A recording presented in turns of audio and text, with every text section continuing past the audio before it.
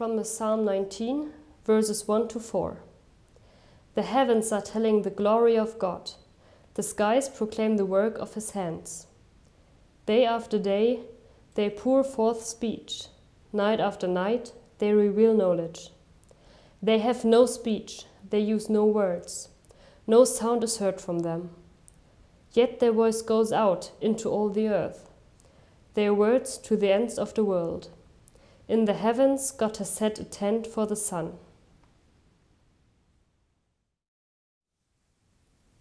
Hello. The Bible text we just heard is a psalm traditionally attributed to King David. For him and the first believers, the heavens, the sky, day and night were among the first works of creation. They and the stars too were created before animals and humans. They were there and they saw God's creativity before humans did. And this may be why they are able to speak about it.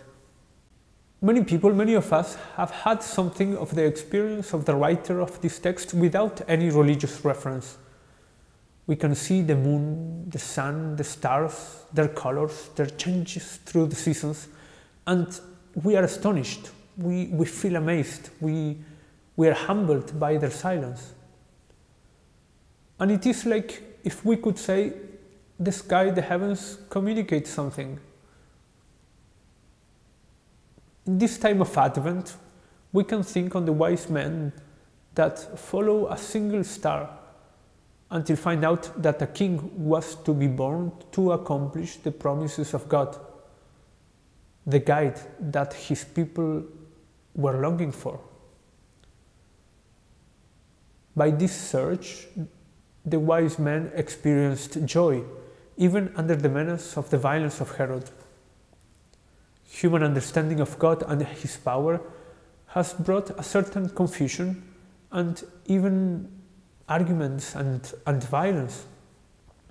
It is always right to ask questions, of course, but if they imply mistrust, it can lead to the opposite of what God's power seems to be.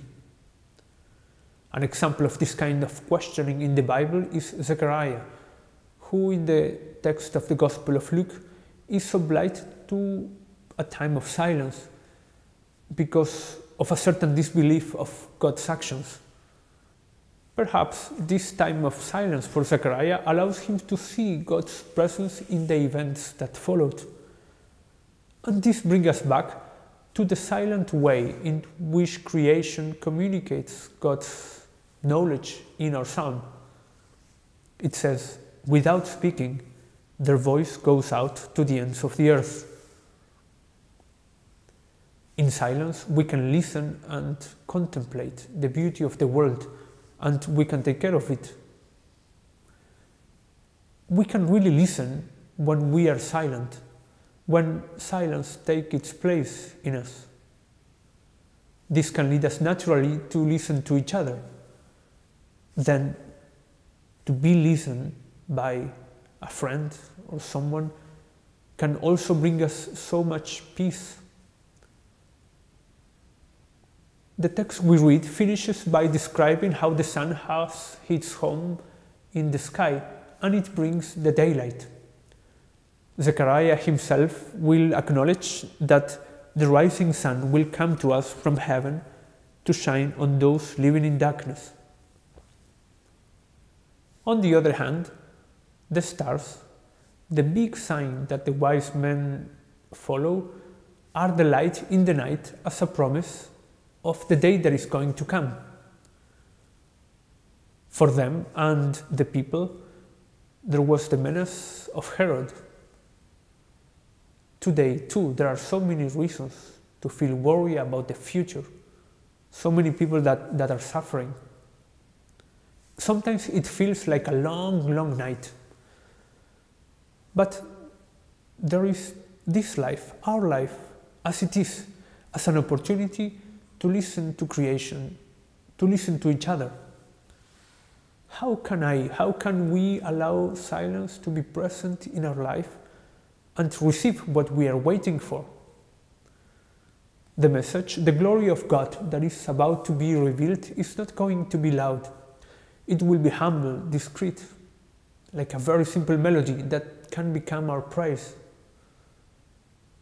The writer of this text, at the very last verse of the psalm, will ask God to welcome the whisper of his heart. So this psalm is a prayer that can help us to find hope in the signs that are there, like the stars, and almost inviting us to imitate them, to follow them. This time of Advent is full of preparations for the festivities to come, and we can rejoice with those who are close to us.